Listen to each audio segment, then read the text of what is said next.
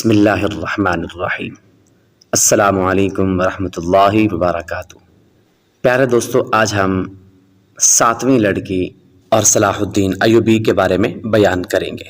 صلیبیوں کے بحری بیڑے اور افواج کو بحیرہ روم میں غرق کر کے صلاح الدین ایوبی ابھی مصر کے ساحلی علاقے میں موجود ہی تھا۔ 7 دن گزر گئے تھے۔ صلیبیوں سے تاوان وصول کیا جا چکا تھا، مگر بحیرہ روم ابھی تک بچے کچے بحری جہازوں کو، کشتیوں کو نگل اور انسانوں کو اگل رہا تھا۔ صلیبی ملاح اور سپاہ جلتے جہازوں سے سمندر میں کود گئے تھے۔ دور سمندر کے وسط میں 7 روز کے بعد بھی چند ایک جہازوں کے بادبان پھڑپھڑاتے نظر آتے تھے۔ ان میں کوئی انسان نہیں تھا۔ پھٹے ہوئے بادبانوں نے جہازوں کو سمندر کے رحم و کرم پر چھوڑ دیا تھا۔ صلاح الدین ایوبی نے ان کی تلاشی کے لیے کشتیاں روانہ کر دی تھیں اور ہدایت دی تھی کہ اگر کوئی جہاز یا کشتی کام کی ہو تو وہ رسوں سے گھسیٹ لائیں، اور جو اس قابل نہ ہوں ان میں سے سامان اور کام کی دیگر چیزیں نکال لائیں۔ کشتیاں چلی گئی تھیں اور جہازوں سے سامان لایا جا رہا تھا۔ ان میں زیادہ تر اسلحہ اور کھانے پینے کا سامان تھا یا لاشیں۔ سمندر میں لاشوں کا یہ عالم تھا کہ لہریں اٹھا اٹھا کر انہیں ساحل پر پٹخ رہی تھیں۔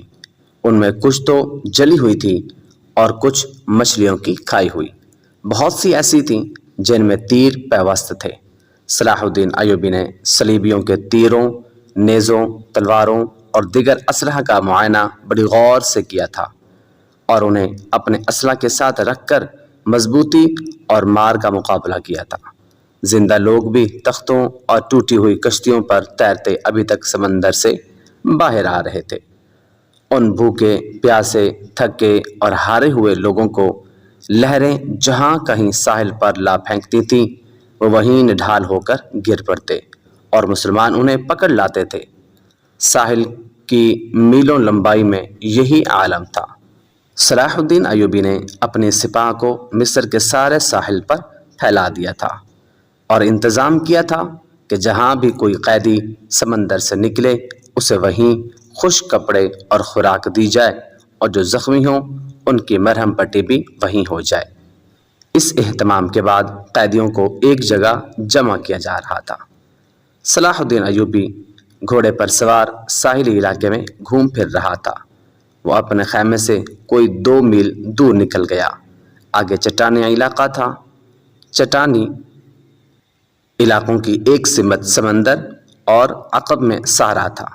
یہ سرسبز صحرا تھا جہاں کھجور کے علاوہ دوسری اقسام کے صحرائی درخت اور جھاڑیاں تھیں۔ صلاح الدین ایوبی گھوڑے سے اترا اور پیدل چٹانوں کے دامن میں چل پڑا۔ محافظ دستے کے 4 سوار اس کے ساتھ تھے۔ اس نے اپنا گھوڑا محافظوں کے حوالے کیا اور انہیں وہیں ٹھہرنے کو کہا۔ اس کے ساتھ 3 سالار تھے۔ ان میں سے اس کا رفیق خاص بہاؤالدین شداد بھی تھا۔ وہ اس معرکے سے ایک ہی روز پہلے عرب سے اس کے پاس آیا تھا۔ انہوں نے بھی گھوڑے محافظوں کے حوالے کیے اور سلطان کے ساتھ چلنے لگے۔ موسم سرد تھا، سمندر میں تلاطم نہیں تھا۔ لہریں آتی تھیں اور چٹانوں سے دور ہی واپس چلی جاتی تھی۔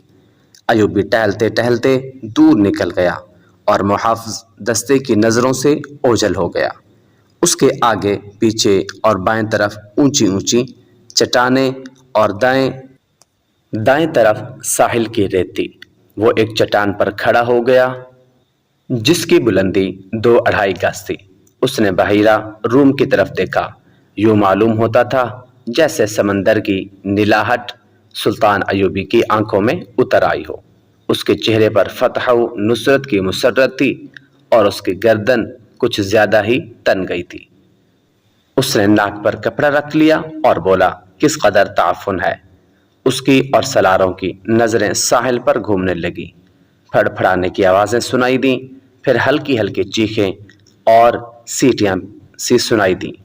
اوپر سے 3-4 گدھ پر پھیلائے اترتے دکھائی دیے اور چٹان کی اوٹ میں جدھر ساحل تھا اتر گئے۔ ایوبی نے کہا، لاشی ہیں۔ ادھر گیا تو 15-20 گز دور گدھ 3 لاشوں کو کھا رہے تھے۔ ایک گدھ ایک انسانی کھوپڑی پنجوں میں دبوچ کر اڑا اور جب فضا میں چکر کاٹا تو کھوپڑی اس کے پنجوں سے چھوٹ گئی اور صلاح الدین ایوبی کے سامنے آن گری۔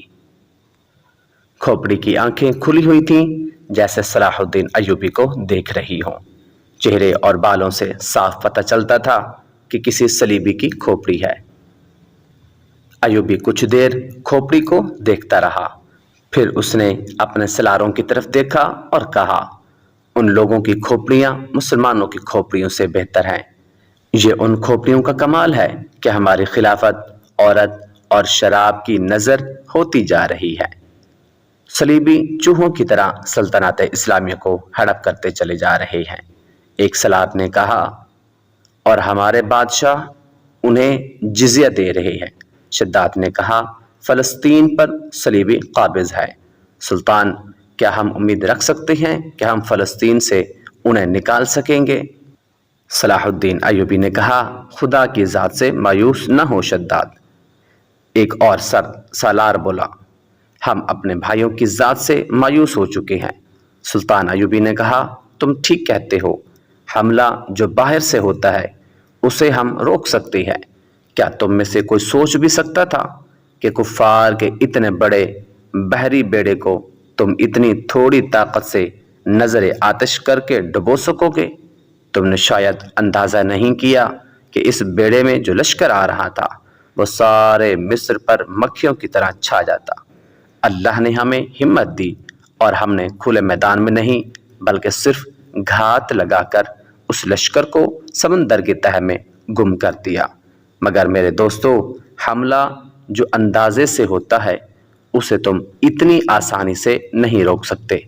جب تمہارا اپنا بھائی تم پر وار کرے گا تو تم پہلے یہ سوچو گے کہ کیا تم پر واقعی بھائی نے وار کیا ہے؟ تمہارے بازو میں اس کے خلاف تلوار اٹھانے کی طاقت نہیں ہوگی۔ اگر تلوار اٹھاؤ گے اور اپنے بھائی سے تیغ آزمائی کرو گے تو دشمن موقع غنیمت جان کر دونوں کو ختم کر دے گا۔ وہ آہستہ آہستہ ساحل پر چٹان کے ساتھ ساتھ جا رہا تھا۔ چلتے چلتے رک گیا، جھک کر ریت سے کچھ اٹھایا اور ہتھیلی پر رکھ کر سب کو دکھایا۔ یہ ہتھیلی جتنی بڑی صلیب تھی جو سیاہ لکڑی کی بنی ہوئی تھی، اس کے ساتھ ایک مضبوط دھاگا تھا۔ اس نے ان لاشوں کے بکھرے ہوئے اعضاء کو دیکھا جنہیں گدھ کھا رہے تھے، پھر کھوپڑی کو دیکھا جو گدھ کے پنجوں سے اس کے سامنے گری تھی۔ وہ تیز تیز قدم اٹھاتا کھوپڑی تک گیا۔ 3 گدھ کھوپڑی کی ملکیت پر لڑ رہے تھے۔ صلاح الدین ایوبی کو دیکھ کر پرے چلے گئے۔ سلطان صلاح الدین ایوبی نے صلیب کھوپڑی پر رکھ دی اور دور جا کر اپنے سلاروں سے جا ملا۔ کہنے لگا، میں نے صلیبیوں سے، ان میں سے ایک قیدی افسر سے باتیں کی تھی، اس کے گلے میں بھی صلیب تھی۔ اس نے بتایا تھا کہ صلیبی لشکر میں جو بھی بھرتی ہوتا ہے اسے صلیب پر ہاتھ رکھ کر حلف لیا جاتا ہے کہ وہ صلیب کے نام پر جان کی بازی لگا کر لڑے گا اور وہ روئے زمین سے آخری مسلمان کو بھی ختم کر کے دم لے گا۔ اس حلف کے بعد ہر لشکری کے گلے میں صلیب لٹکا دی جاتی ہے۔ یہ صلیب مجھے ریت سے ملی، معلوم نہیں کس کی تھی۔ میں نے اس کھوپڑی پر رکھ دی ہے تاکہ اس کی روح صلیب کے بغیر نہ رہے۔ اس نے صلیب کی خاطر جان دی ہے۔ سپاہی کو سپاہی کے حلف کا احترام کرنا چاہیے۔ شداد نے کہا، سلطان، یہ تو آپ کو معلوم ہے کہ صلیبی یروشلم کے مسلمان باشندوں کا کتنا کچھ احترام کر رہے ہیں۔ وہاں سے مسلمان بیوی بچوں کو ساتھ لے کر بھاگ رہے ہیں۔ ہماری بیٹیوں کی آبرو لوٹی جا رہی ہے۔ ہمارے قیدیوں کو انہوں نے ابھی تک نہیں چھوڑا۔ مسلمان جانوروں جیسی زندگی بسر کر رہے ہیں۔ کیا ہم ان عیسائیوں سے انتقام نہیں لیں گے؟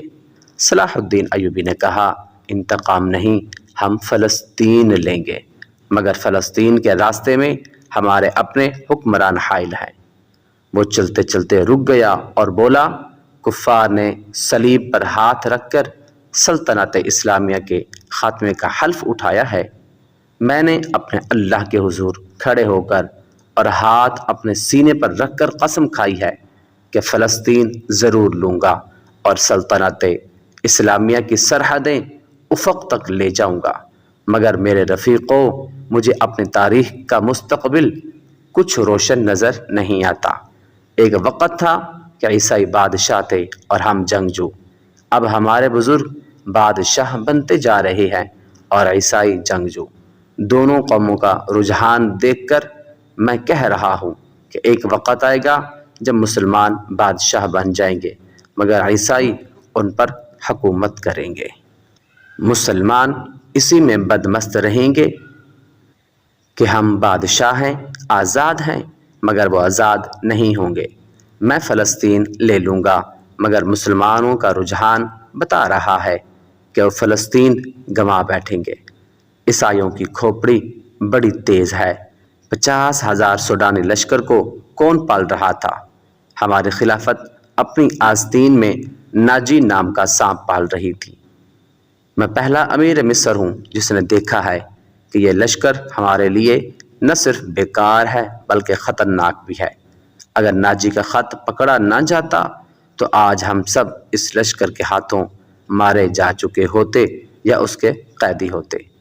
اچانک ہلکا سا سناٹا سنائی دیا اور ایک تیر صلاح الدین ایوبی کے دونوں پاؤں کے درمیان ریت میں لگا۔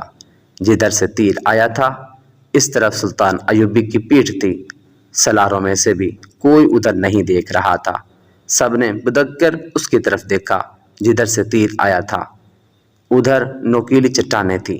تینوں سلار اور صلاح الدین ایوبی دوڑ کر ایک ایسی چٹان کی اوٹ میں گئے جو دیواروں کی طرح عمودی تھی۔ انہیں توقع تھی کہ اور بھی تیر آئیں گے۔ تیروں کے سامنے میدان میں کھڑے رہنا کوئی بہادری نہیں تھی۔ شداد نے منہ میں انگلیاں رکھ کر زور سے سیٹی بجائی۔ محافظ دستہ پیچھے کھڑا تھا، اس کے ساتھ ہی تینوں سلار اس کی طرف دوڑ پڑے جس طرف سے تیر آیا تھا۔ وہ بکھر کر چٹانوں پر چڑھ گئے۔ چٹانیں زیادہ اونچی نہیں تھیں۔ صلاح الدین ایوبی بھی ان کے پیچھے گیا۔ ایک سلار نے اسے دیکھ لیا اور کہا، سلطان آپ سامنے نہ آئیں، مگر سلطان ایوبی رکا نہیں۔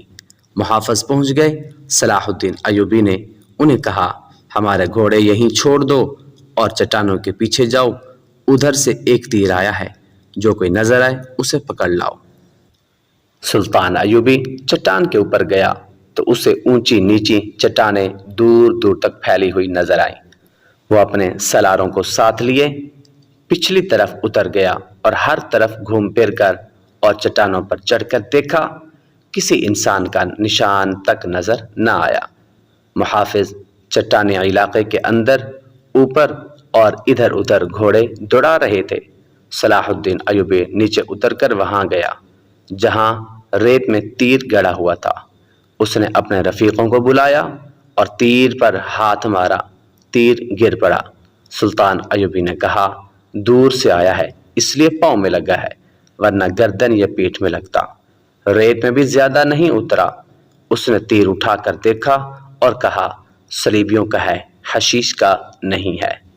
ایک سلار نے کہا، سلطان کی جان خطرے میں ہے اور ہمیشہ خطرے میں رہے گی۔ سلطان صلاح الدین ایوبی نے ہنس کر کہا، میں بحیرہ روم میں کفار کے وہ کشتیاں دیکھنے نکلا تھا جو ملاحوں کے بغیر ڈول رہی تھی، مگر میرے عزیزو دوستو کبھی نہ سمجھنا کہ صلیبیوں کی کشتی ڈول رہی ہے۔ وہ پھر آئیں گے، گھٹاؤں کی طرح گرجتے آئیں گے، وہ برسیں گے بھی، لیکن وہ زمین کے نیچے سے اور پیٹھ کے پیچھے سے بھی وار کریں گے۔ ہمیں اب صلیبیوں سے ایسی جنگ لڑنی ہے جو صرف فوجیں نہیں لڑیں گی۔ میں جنگی تربیت میں ایک اضافہ کر رہا ہوں۔ یہ فن حرب و ضرب کا نیا باب ہے، اسے جاسوسوں کی جنگ کہتے ہیں۔ سلطان صلاح الدین ایوبی تیر ہاتھ میں لیے گھوڑے پر سوار ہو گیا اور اپنے کیمپ کی طرف چل پڑا۔ اس کے سلار بھی گھوڑوں پر سوار ہو گئے۔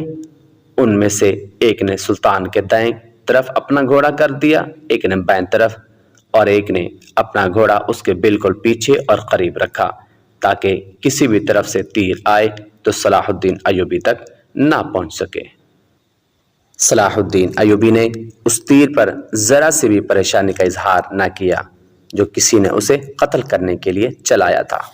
اپنے رفیق سالاروں کو اپنے خیمے میں بٹھائے ہوئے وہ بتا رہا تھا کہ جاسوس اور شب خون مارنے والے دستے کس قدر نقصان کرتے ہیں۔ وہ کہہ رہا تھا، میں علی بن سفیان کو ایک ہدایت دے چکا ہوں لیکن اس پر عمل درآمد نہیں ہو سکا کیونکہ فوراً ہی مجھے اس حملے کی خبر ملی اور عمل درآمد دھرا رہ گیا۔ تم سب فوری طور پر یوں کرو کہ اپنے سپاہیوں اور ان عہدیداروں میں سے ایک ایسے افراد منتخب کرو جو دماغی اور جسمانی لحاظ سے مضبوط اور صحت مند ہوں، باریک بین، دور اندیش، قوت فیصلہ رکھنے والے، جان باز قسم کے آدمی چنو۔ میں نے علی کو ایسے آدمیوں کی جو صفات بتائی تھیں وہ سب سن لو۔ ان میں اونٹ کی مانند زیادہ سے زیادہ دن بھوک اور پیاس برداشت کرنے کی قوت ہو، چیتے کی طرح جھپٹنا جانتے ہوں، عقاب کی طرح ان کی نظریں تیز ہوں، خرگوش اور ہرن کی طرح دوڑ سکتے ہوں، مسلح دشمن سے ہتھیار کے بغیر بھی لڑ سکیں، ان میں شراب اور کسی دوسری نشاور چیز کی عادت نہ ہو، کسی لالچ میں نہ آئے، عورت کتنی ہی حسین مل جائے اور زر و جواہرات کے انبار ان کے قدموں میں لگا دیے جائیں تو وہ نظر اپنے فرض پر رکھیں، اپنے دوستوں اور ان کے کمانداروں کو خاص طور پر ذہن نشین کروا دیں کہ عیسائی بڑے ہی خوبصورت اور جوان لڑکیوں کو جاسوس کے لیے اور فوجوں میں بے اطمینانی پھیلانے کے لیے اور عسکریوں کو جذبے کے لحاظ سے بیکار کرنے کے لیے استعمال کر رہے ہیں۔ میں نے مسلمانوں میں یہ کمزوری دیکھی ہے کہ عورت کے آگے ہتھیار ڈال دیتی ہیں۔ میں مسلمان عورت کو اس مقاصد کے لیے دشمن کے علاقے میں کبھی نہیں بھیجوں گا۔ ہم عصمتوں کے محافظ ہیں، ہم عصمت کو ہتھیار نہیں بنائیں گے۔ علی بن سفیان نے چند ایک لڑکیاں رکھی ہوئی ہیں لیکن وہ مسلمان نہیں، وہ عیسائی بھی نہیں، مگر میں عورت کا قائل نہیں۔ محافظ دستے کا کمانڈر خیمے میں آیا اور اطلاع دی کہ محافظ کچھ لڑکیوں اور آدمیوں کو ساتھ لائے ہیں۔ سلطان ایوبی باہر نکلا، اس کے تینوں سالار بھی ساتھ آئے۔ باہر 5 آدمی کھڑے تھے جن کے لمبے چوغے دستاریں اور ڈیل ڈول بتا رہی تھی کہ تاجر ہے اور سفر میں ہیں۔ ان کے ساتھ 7 لڑکیاں تھیں، 7ویں جوان تھی اور ایک سے ایک بڑھ کر خوبصورت۔ اور محافظوں میں سے ایک نے جو سلطان پر تیر چلانے والے کی تلاش میں گئے تھے بتایا کہ انہوں نے تمام علاقہ چھان مارا، انہیں کوئی آدمی نظر نہیں آیا۔ دور پیچھے گئے تو یہ لوگ اونٹوں کے ساتھ ڈیرا ڈالے ہوئے تھے۔ ایک سالار نے پوچھا، کیا ان کی تلاشی لی ہے؟ محافظ نے جواب دیا، ہاں جی لی ہے۔ یہ کہتے ہیں کہ تاجر ہیں، ان کا سارا سامان کھلوا کر دیکھا، جامع تلاشی بھی لی، ان کے ساتھ ان خنجروں کے سوا اور کچھ ہتھیار نہیں ہے۔ اس نے 5 خنجر سلطان ایوبی کے قدموں میں رکھ دیے۔ ایک تاجر نے کہا کہ ہم مراکش کے تاجر ہیں، سکندریہ تک جائیں گے۔ 2 روز گزرے، ہمارا قیام یہاں سے 10 کوس پیچھے تھا۔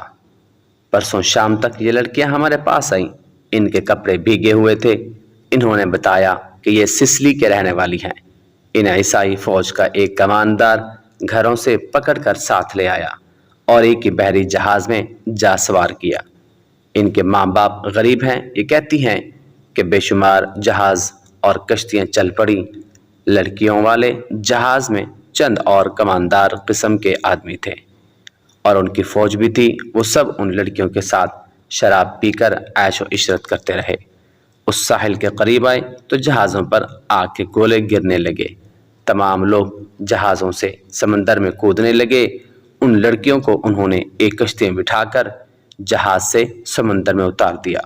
یہ بتاتی ہیں کہ انہیں کشتیاں چلانی نہیں آتی تھی۔ کشتی سمندر میں ڈولتی اور بھٹکتی رہی، پھر ایک روز خود ہی ساحل سے آ لگی۔ ہمارا قیام ساحل کے ساتھ تھا، یہ ہمارے پاس آ گئی، بہت ہی بری حالت میں تھی، ہم نے انہیں پناہ میں لے لیا۔ انہیں ہم دھتکار تو نہیں سکتے تھے، ہمیں کچھ سمجھ نہیں آ رہی تھی کہ ان کا کیا کریں۔ پچھلے پڑاؤ سے یہاں تک انہیں ساتھ لائے ہیں۔ یہ سوار آگے اور ہمارے سامان کی تلاشی لینے لگے۔ ہم نے ان سے تلاشی کی وجہ پوچھی تو انہوں نے بتایا کہ سلطان صلاح الدین ایوبی امیر مصر کا حکم ہے۔ ہم نے ان کی منت سماجت کی کہ ہمیں اپنے سلطان کے حضور لے چلو، ہم عرض کریں گے کہ ان لڑکیوں کو اپنی پناہ میں لے لیں، ہم سفر میں ہیں، انہیں کہاں کہاں لیے پھریں گے۔ لڑکیوں سے پوچھا تو وہ سسلی کی زبان بول رہی تھیں، وہ ڈری ڈری سی لگتی تھی۔ ان میں سے 2-3 اکٹھی ہی بولنے لگیں۔ صلاح الدین ایوبی نے تاجروں سے پوچھا کہ ان کی زبان کون سمجھتا ہے؟ ایک نے بتایا، صرف میں سمجھتا ہوں۔ یہ التجا کر رہی ہے کہ سلطان انہیں پناہ میں لے لیجئے۔ کہتی ہیں کہ ہم تاجروں کے قافلے کے ساتھ نہیں جائیں گی، کہیں ایسا نہ ہو کہ راستے میں ڈاکو ہمیں اٹھا کر لے جائیں۔ ادھر جنگ بھی ہو رہی ہے، ہر طرف عیسائیوں اور مسلمانوں کے سپاہی بھاگتے دوڑتے پھر رہے ہیں۔ ہمیں سپاہیوں سے بہت ڈر آتا ہے۔ ہمیں جب گھروں سے اٹھایا گیا تھا تو ہم سب کنواری تھیں۔ ان فوجیوں نے ہمیں بحری جہاز میں طوائفیں بنائے رکھا۔ ایک لڑکی نے کچھ کہا تو اس کی زبان جاننے والے تاجر نے سلطان ایوبی نے کہا، یہ کہتی ہے کہ ہمیں مسلمانوں کے بادشاہ تک پہنچا دو، ہو سکتا ہے کہ اس کے دل میں رحم آ جائے۔ ایک اور لڑکی بول پڑی، اس کی آواز رندیائی ہوئی تھی۔ تاجر نے کہا کہ یہ کہتی ہے کہ ہمیں عیسائی سپاہیوں کے حوالے نہ کیا جائے، میں مسلمان ہو جاؤں گی بشرطے کہ کوئی اچھی حیثیت والا مسلمان میرے ساتھ شادی کر لے۔ 2-3 لڑکیاں پیچھے کھڑی منہ چھپانے کی کوشش کر رہی تھی۔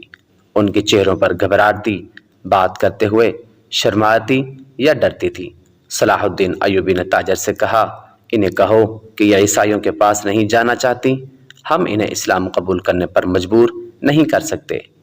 یہ لڑکی جو کہہ رہی ہے کہ میں مسلمان ہو جاؤں گی بشرطے کہ کوئی مسلمان اس کے ساتھ شادی کر لے، اسے کہو کہ میں اس کی پیشکش قبول نہیں کر سکتا۔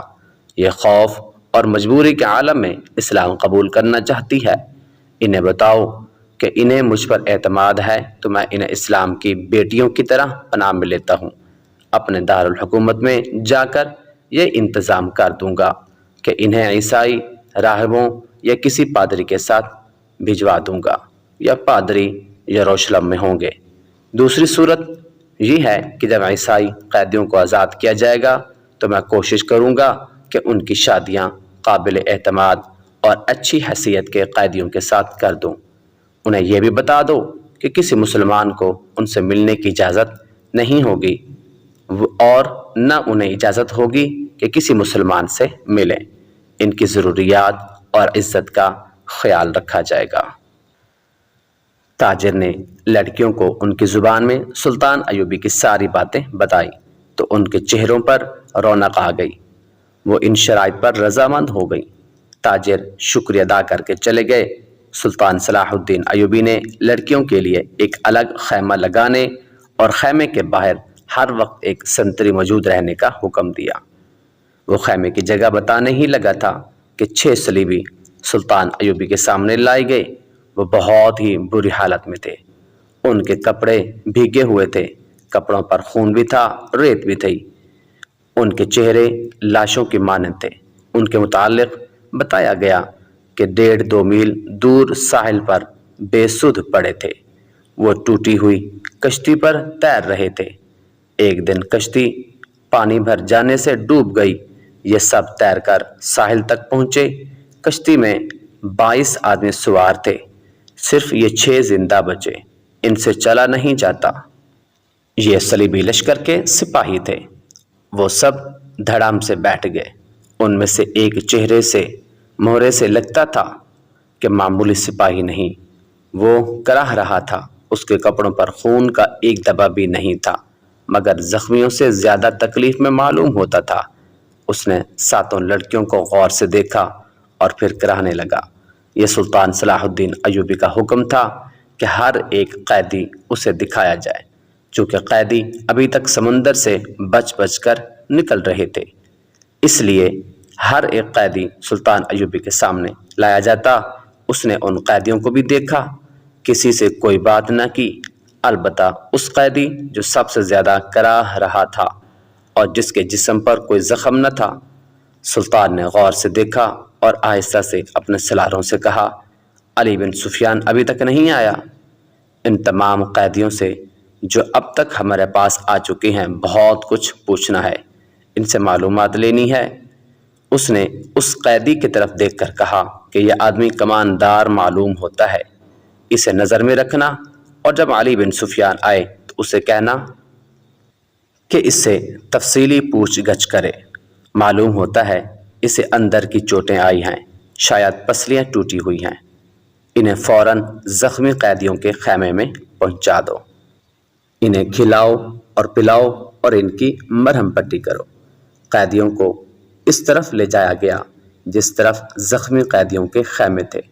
لڑکیاں انہیں جاتا دیکھتی رہیں، پھر ان لڑکیوں کو بھی لے گئے۔ فوج کے خیموں سے تھوڑی دور لڑکیوں کے لیے خیمہ نصب کیا جا رہا تھا۔ وہاں سے کوئی 100 قدم دور زخمی قیدیوں کے خیمے تھے، وہاں بھی ایک خیمہ گاڑا جا رہا تھا اور 6 نئے زخمی قیدی زمین پر لیٹے ہوئے تھے۔ لڑکیاں ان کی طرف دیکھ رہی تھیں۔ دونوں خیمے کھڑے ہو گئے، لڑکیاں اپنے خیمے میں چلی گئیں اور زخمیوں کو ان کے اپنے خیمے میں لے گئے۔ ایک سنتری لڑکیوں کے خیمے کے باہر کھڑا ہو گیا، لڑکیوں کے لیے کھانا آ گیا جو انہوں نے کھا لیا۔ پھر ایک لڑکی خیمے سے نکل کر اس خیمے کی طرف دیکھنے لگی جس میں نئے 6 زخمی قیدیوں کو لے گئے تھے۔ اس کے چہرے پر اب گھبراہٹ اور خوف کا کوئی تاثر نہیں تھا۔ سنتری نے اسے دیکھا اور اس نے سنتری کو دیکھا۔ لڑکی نے مسکرا کر اشارہ کیا کہ وہ زخمیوں کے خیمے کی طرف جانا چاہتی ہے۔ سنتری نے سر ہلا کر اسے روک دیا۔ لڑکیوں کو خیمے سے دور جانے یا کسی سے ملنے کی اجازت نہیں تھی۔ لڑکیوں اور 6 زخمیوں کے خیمے کے درمیان بہت سے درخت تھے۔ بائیں طرف مٹی کا ایک ٹیلا تھا جس پر جھاڑیاں تھیں۔ سورج غروب ہو گیا، پھر رات تاریک ہونے لگی۔ کیمپ کے غل غبارے پر نیند غالب آنے لگی اور پھر زخمیوں کے کراہنے کی آوازیں رات کے سکوت میں کچھ زیادہ ہی صاف سنائی دینے لگی۔ دور پڑے بحیرہ رومی کا شور دبی دبی مسلسل گونج کی طرح سنائی دے رہا تھا۔ صلاح الدین ایوبی کے اس جنگی کیمپ میں جاگنے والوں میں چند ایک سنتری تھے یا وہ زخمی قیدی جنہیں زخم سونے نہیں دیتے تھے، یا صلاح الدین ایوبی کے خیمے کے اندر دن کا سما تھا، وہاں کسی کو نیند نہیں آئی تھی۔ سلطان ایوبی کے 3 سالار اس کے پاس بیٹھے تھے اور باہر کا محافظ دستہ بیدار تھا۔ سلطان صلاح الدین ایوبی نے ایک بار پھر کہا، علی بن سفیان ابھی تک نہیں آیا؟ اس کے لہجے میں تشویش تھی۔ اس نے کہا، اس کا قاصد بھی ابھی نہیں آیا۔ ایک سالار نے کہا، اگر کوئی گڑبڑ ہوئی تو اطلاع آ چکی ہوتی، معلوم ہوتا ہے وہاں سب ٹھیک ہے۔ امید تو یہی رکھنی چاہیے، صلاح الدین ایوبی نے کہا، لیکن 50,000 کے لشکر نے بغاوت کر دی تو سنبھالنا مشکل ہو جائے گا۔ وہاں نفری 1,500 اور 2,700 پیادے ہیں، ان کے مقابلے میں سوڈانی بہتر اور تجربہ کار عسکری ہیں اور تعداد میں بھی بہت زیادہ ہے۔ ناجی اور اس کے سازشی ٹولے کے خاتمے کے بعد بغاوت ممکن نظر نہیں آتی۔ ایک اور سالار نے کہا، قیادت کے بغیر سپاہی بغاوت نہیں کریں گے، پیش بندی ضروری ہے۔ صلاح الدین ایوبی نے کہا، لیکن علی آ جائے تو پتہ چلے گا کہ پیش بندی کس قسم کی جائے۔ صلیبیوں کو روکنے کے لیے تو سلطان ایوبی خود آیا تھا، لیکن دارالحکومت میں سوڈانی فوج کی بغاوت کا خطرہ تھا۔ علی بن سفیان کو سلطان ایوبی نے وہیں چھوڑ دیا تھا تاکہ وہ سوڈانی لشکر پر نظر رکھے اور بغاوت کو اپنے خصوصی فن سے دبانے کی کوشش کرے۔ اسے اب تک صلاح الدین ایوبی کے پاس آ کر وہاں کے احوال و کوائف بتانے تھے، مگر وہ نہیں آیا تھا، جس سے سلطان ایوبی بے چین ہوا جا رہا تھا۔ وہ جب اپنے سالاروں کے ساتھ قاہرہ کی صورتحال کے متعلق باتیں کر رہا تھا، اس کا تمام کیمپ گہری نیند میں سو چکا تھا، مگر وہ 7 لڑکیاں جاگ رہی تھیں جنہیں سلطان ایوبی نے پناہ میں لیا تھا۔ ایک بار سنتری نے خیمے کا پردہ اٹھا کر دیکھا، اندر دیا جل رہا تھا۔ पर्दा हटते ही लड़कियां खराटे लेने लगी। संतरी ने देखा वो पूरी साथ हैं और वो सो रही हैं। तो उसने पर्दा गिराया और खैमे के साथ लगकर बैठ गया। खैमे के पर्दे के साथ जो लड़की थी उसने नीचे से पर्दा जरा ऊपर उठाया। पर्दा आयसा से छोड़कर उसने साथ वाली के कान में कहा बैठ गया है। साथ वाली ने अगली के कान में कहा बैठ गया। और इसी तरह कानों कानों में ये इतला सातों लड़कियों तक पहुंच गई कि संतरी बैठ गया है। एक लड़की जो खैमे के दूसरे दरवाजे के साथ थी आहिस्ता से उठकर बैठी और बिस्तर से निकल गई। बिस्तर जमीन पर बिछे थे। उसने ऊपर लेने वाले कंबल इस तरह बिस्तर पर डाल दिए जैसे उनके नीचे लड़की लेटी हुई है। वो पांव सुरकती खैमे के दरवाजे तक गई, पर्दा हटाया और बाहर निकल गई। बाकी 6 लड़कियों ने आहिस्ता आहिस्ता खराटे लेने शुरू कर दिए।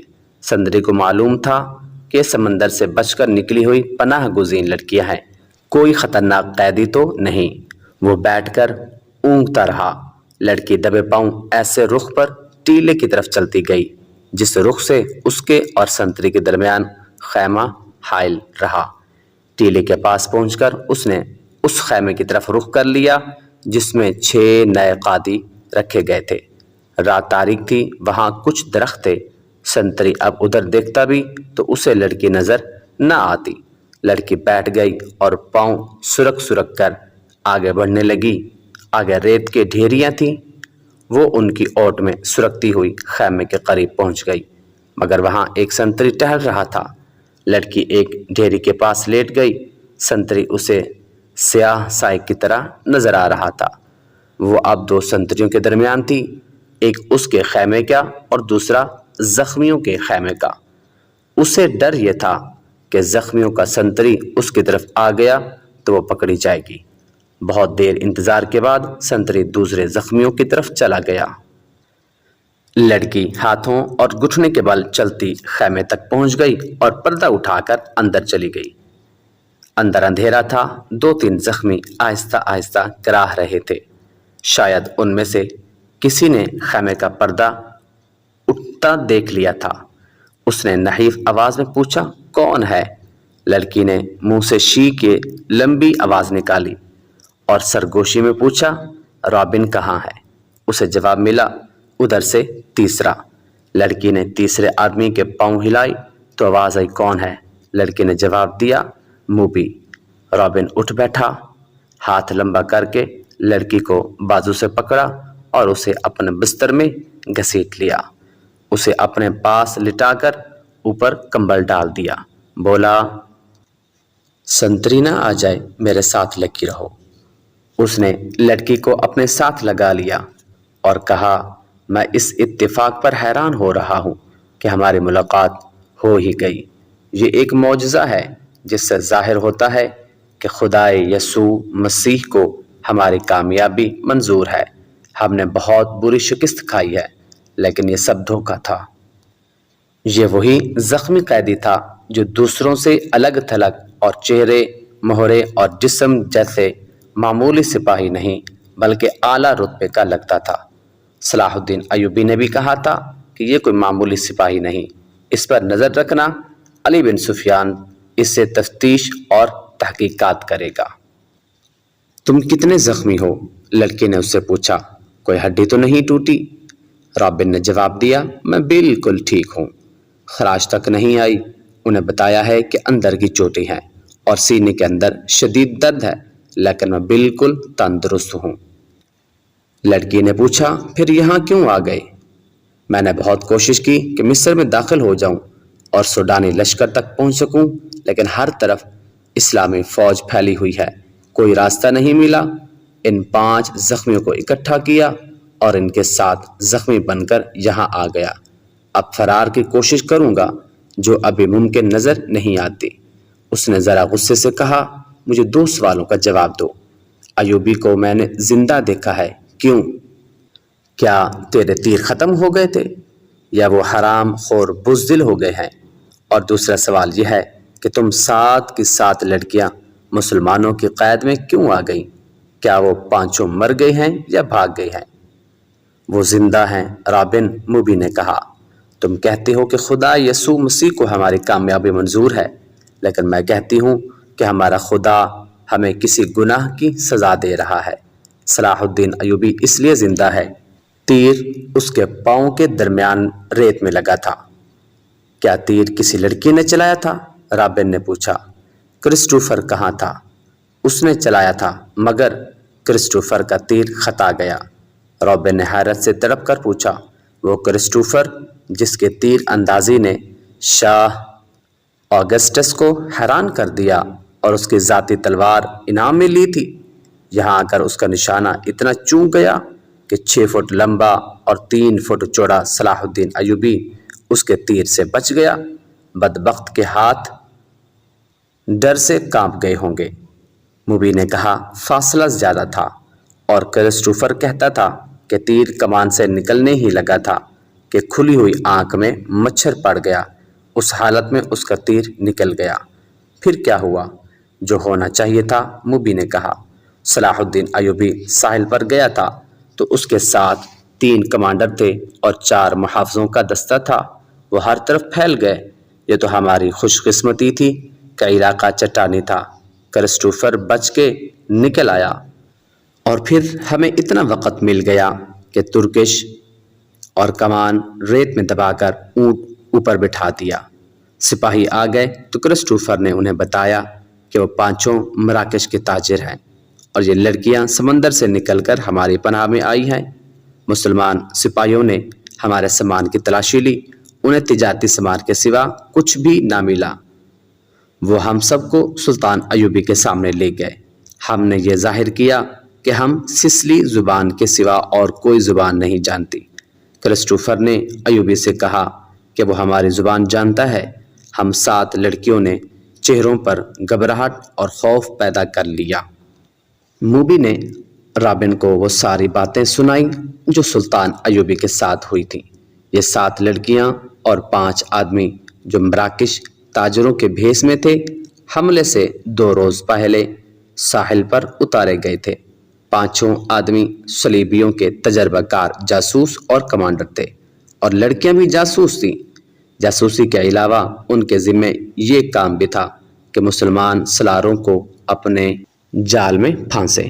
وہ خوبصورت تو تھی ہی، انہیں جاسوسی اور ذہنوں کی تخریب کاری کی خاص ٹریننگ دی گئی تھی۔ اس ٹریننگ میں اداکاری خاص طور پر بھی شامل تھی۔ 5 مردوں کا یہ مشن تھا کہ صلاح الدین ایوبی کو ختم کرنا اور ناجی کے ساتھ رابطہ کرنا۔ یہ لڑکیاں مصر کی زبان روانی سے بول سکتی تھی، لیکن انہوں نے ظاہر نہیں ہونے دیا۔ رابن اس شعبے کا سربراہ تھا، اسے ناجی تک پہنچنا تھا، مگر صلاح الدین ایوبی اور علی بن سفیان کی چال نے یہاں کے حالات کا رخ ہی الٹا کر دیا۔ کیا تم صلاح الدین ایوبی کو جال میں نہیں پھانس سکتی؟ رابن نے پوچھا۔ موبی نے کہا، ابھی تو یہاں پہلی رات ہے۔ اس نے ہمارے متعلق جو فیصلہ دیا ہے، اگر وہ سچے دل سے دیا تو اس کا مطلب یہ ہے کہ وہ مرد نہیں پتھر ہے۔ اگر اسے ہمارے ساتھ کوئی دلچسپی ہوتی تو کسی ایک لڑکی کو اپنے خیمے میں بلا لیتا۔ اسے قتل کرنا بھی آسان نہیں۔ وہ ایک ہی بار ساحل پر آیا تھا، مگر تیر خطا گیا۔ وہ سالاروں اور محافظوں کے نرغے میں رہتا ہے۔ ادھر ایک سنتری ہمارے سر پر کھڑا ہے اور محافظوں کے پورے دستے نے صلاح الدین ایوبی کے خیمے کو گھیر رکھا ہے۔ رابن نے پوچھا، وہ 5 کہاں ہیں؟ موبی نے جواب دیا، تھوڑی دور ہیں، وہ ابھی یہیں رہیں گے۔ سنو موبی، رابن نے کہا، اس شکست نے مجھے پاگل کر دیا ہے۔ میرے ضمیر پر اتنا بوجھ آ پڑا ہے جیسے اس شکست کی ذمہ داری مجھ پر عائد ہوتی ہے۔ صلیب پر ہاتھ رکھ کر حلف تو سب سے لیا گیا، لیکن ایک سپاہی کے حلف میں اور میرے حلف میں زمین و آسمان جتنا فرق ہے۔ میرے رتبے کو سامنے رکھو، میرے فرائض کو دیکھو۔ آدمی جنگ مجھے زمین کے نیچے سے اور پیٹھ کے پیچھے سے وار کر کے جیتنی تھی، مگر میں اور تم 7 اور 5 اپنا فرض ادا نہیں کر سکے۔ مجھ سے یہ صلیب جواب مانگ رہی ہے۔ اس نے گلے میں ڈالی ہوئی صلیب ہاتھ میں لے کر کہا، میں اسے اپنے سینے سے جدا نہیں کر سکتا۔ اس نے موبی کی سینے پر ہاتھ پھیر کر اس کی صلیب ہاتھ میں لی اور کہا، تم اپنے ماں باپ کو دھوکہ دے سکتی ہو، اس صلیب سے آنکھیں نہیں چرا سکتی۔ اس نے جو فرض تمہیں سونپا ہے وہ پورا کرو۔ خدا نے تمہیں جو حسن دیا ہے وہ چٹانوں کو پھاڑ کر تمہیں راستہ دے دے گا۔ میں تمہیں پھر کہتا ہوں کہ ہماری اچانک اور غیر متوقع ملاقات اس بات کا ثبوت ہے کہ ہم کامیاب ہوں گے۔ ہمارے لشکر بحیرہ روم سے اس پار اکٹھے ہو رہے ہیں۔ جو مر گئے سو مر گئے، جو زندہ ہیں وہ جانتے ہیں کہ یہ شکست نہیں، دھوکہ تھا۔ تم اپنے خیمے میں واپس جاؤ اور ان لڑکیوں سے کہو کہ خیمے میں نہ پڑی رہیں، بار بار صلاح الدین ایوبی سے ملیں، اس کے سراروں سے ملیں، بے تکلفی پیدا کریں، مسلمان ہو جانے کا جھانسہ دیں، آگے وہ جانتی ہیں کہ انہیں کیا کرنا ہے۔ موبی نے کہا، سب سے پہلے تو یہ معلوم کرنا ہے کہ یہ ہوا کیا سوڈانیوں نے ہمیں دھوکہ دیا ہے؟ رابن نے کہا، میں نے حملے سے بہت پہلے مصر میں پھیلائے ہوئے اپنے جاسوسوں سے جو معلومات حاصل کی تھی وہ یہ ہیں کہ صلاح الدین ایوبی کو سوڈانیوں کے 50,000 محافظ لشکر پر بھروسہ نہیں، حالانکہ یہ مسلمان کے وائسرائے مصر کی اپنی فوج ہے۔ ایوبی نے آ کر مصری فوج تیار کر لی ہے، سوڈانی اس میں شامل نہیں ہونا چاہتے۔ ان کے کمانڈر ناجی نے ہم سے مدد طلب کی تھی۔ میں نے اس کا خط دیکھا تھا اور میں نے تصدیق کی تھی کہ یہ خط ناجی کا ہی ہے اور اس میں کوئی دھوکہ نہیں، مگر ہمارے ساتھ ہماری تاریخ کا سب سے بڑا دھوکہ ہوا ہے۔ مجھے یہ معلوم کرنا ہے کہ یہ کیسے ہوا، کس نے کیا۔ میں یہ چھان بین کیے بغیر واپس نہیں جا سکتا۔ شاہ آگسٹس نے بڑے فخر سے کہا تھا کہ میں مسلمانوں کے گھروں کے اندر کے بھید معلوم کر کے ان کی بنیادوں کو ہلا دوں گا۔